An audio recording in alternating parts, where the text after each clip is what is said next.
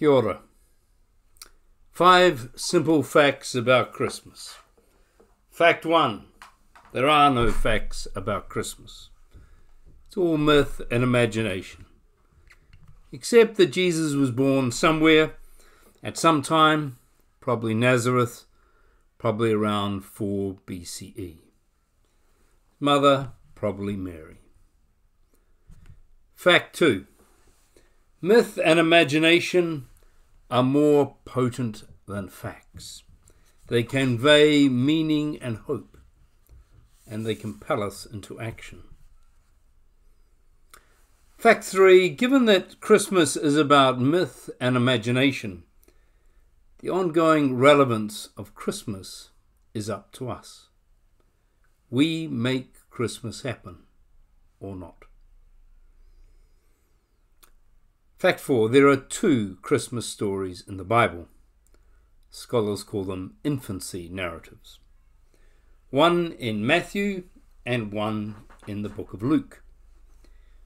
Both are add-ons. In other words, they were written last, after the rest of the gospel that then follows them. To use a musical metaphor, they are overtures. They give us clues about what is to come in the rest of the book. Fact 5. The purpose of these overtures is to engage our hearts.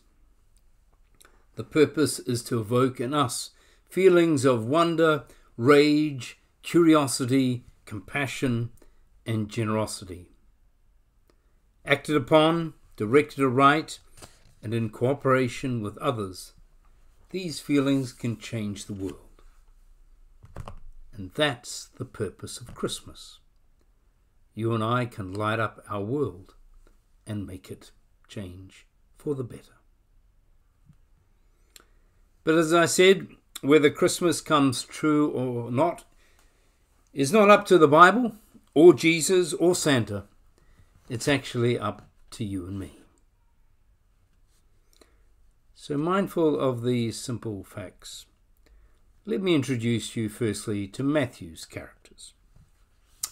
There is Joseph and his fictitious genealogy. Outside of Christmas, he doesn't exist.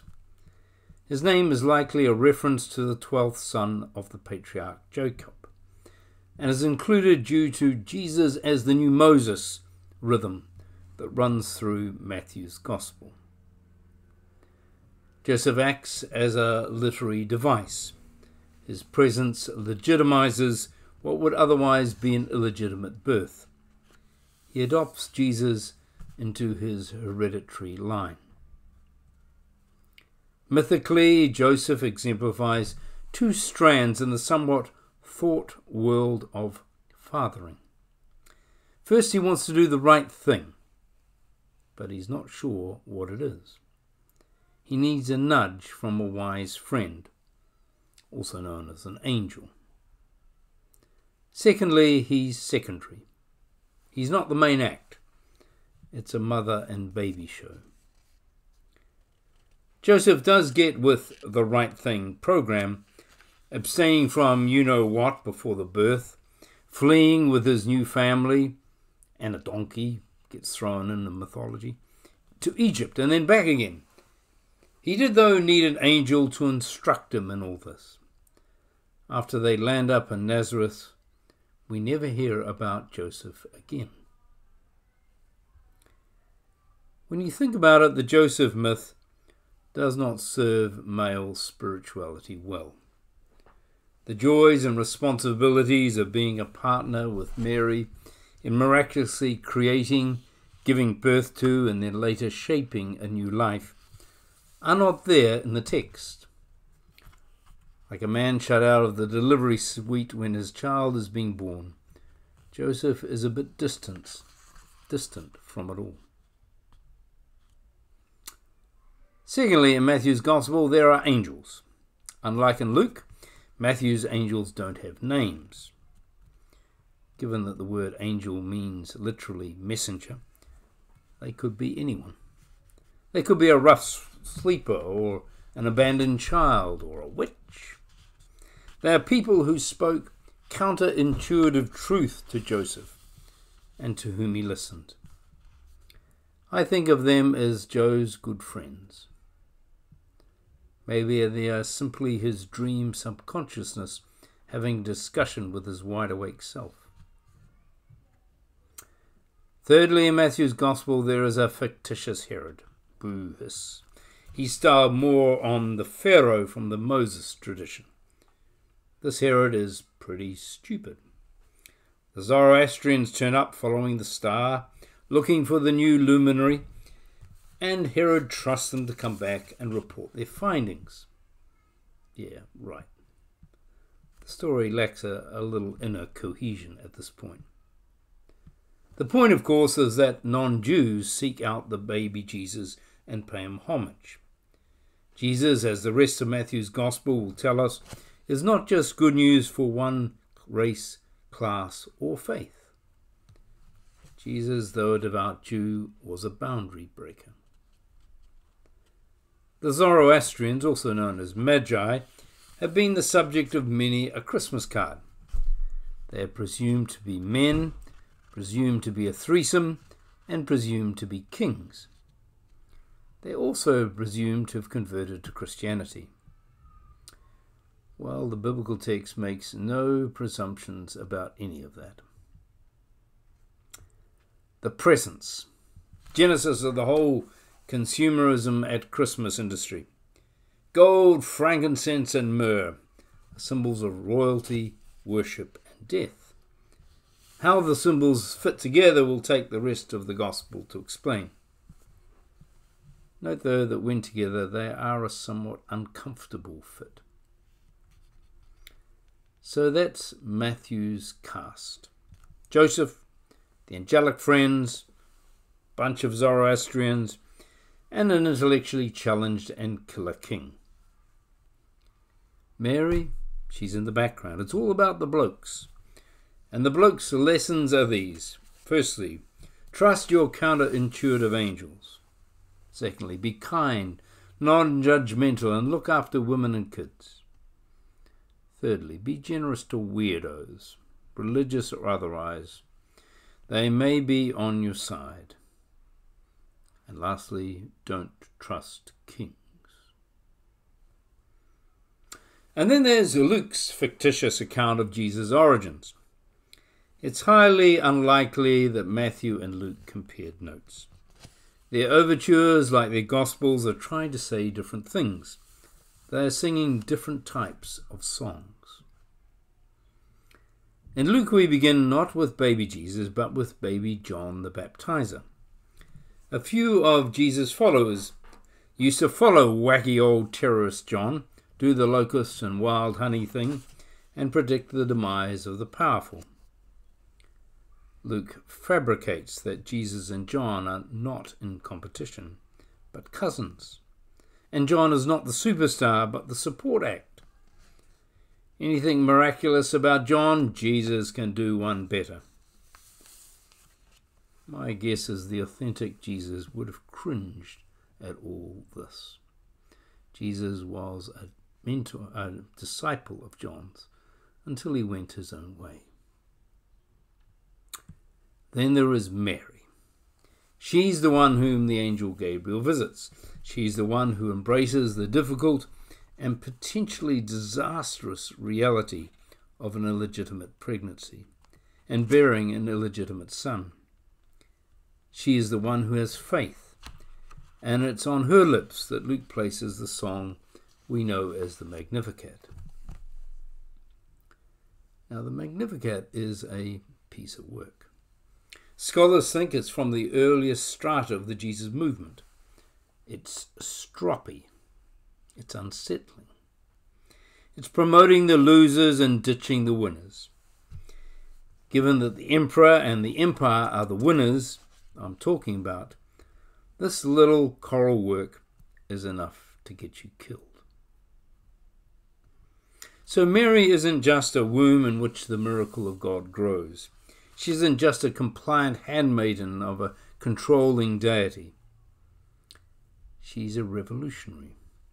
She's a leader in this upside-down, topsy-turvy movement of Jesus. No gentle, meek and mild mother is this woman. You'll find her on the barricades.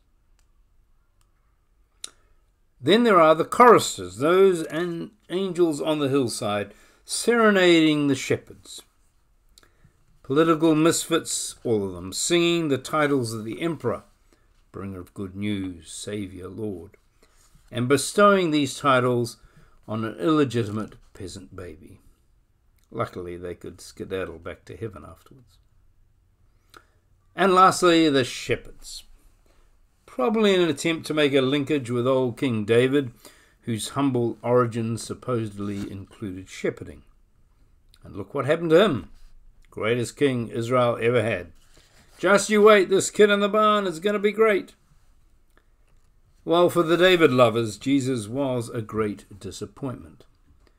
No conquest of land, no army, no conquering, no killing, no Goliath being killed, no wealth, no servants, no kids, no wives, no concubines, no hypocrisy. Jesus just didn't make the kingly grade. Shepherds in first century real time were low life, fencing stolen goods, fleecing good people. They were the kind whom King David would have drafted as slaves in his army, and Jesus would have used as examples of faith. So that's Luke's cast of characters. Baby John, the support act, Gabriel the angel, red revolutionary Mary, red angelic choristers, and scumbag shepherds. Joseph is in the background. It's all about Mary, her politics, the politics of the empire, and the egalitarian politics of Jesus. And the lessons?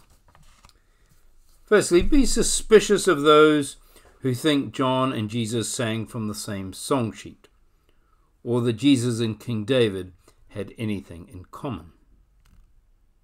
Secondly, honour Mary. But don't dishonour her by making her the perpetual mother, the handmaiden of the Holy Male Trinity. Honour her instead for her vision, her courage, her willingness to be misunderstood, her tenacity, her politics, her faith. The early Christian writings make no mention of Jesus' birth. Bethlehem, Joseph, a star, magi, shepherds, angels, and all that. They say simply that he was born of a woman. Funny that. These infancy narratives, compiled probably in the early 2nd century, introduce the Christmas pageant characters. Yet within these stories are some authentic themes about the adult Jesus life. He followed his own star along a path of counterintuitive wisdom. That path was called costly compassion. We need more of it. He was political. Treating the last first and the first last is political. Calling the worthless worthy is political. He mixed with all the wrong people. He mixed with unmarried mothers, religious nutters, and lowlife. He included them in his vision of what the world could be. Jesus' truth was that all of us have light, divine potential within us, potential to change the world for the better. And remember fact 5. The purpose of Christmas is to enlist us. Sign us up. It's to engage our hearts. The purpose is to invoke in us feelings of wonder, rage, curiosity, compassion, and generosity. Acted upon, directed aright, and in cooperation with others, these feelings can change the world for the better. And that's the facts and the purpose of Christmas.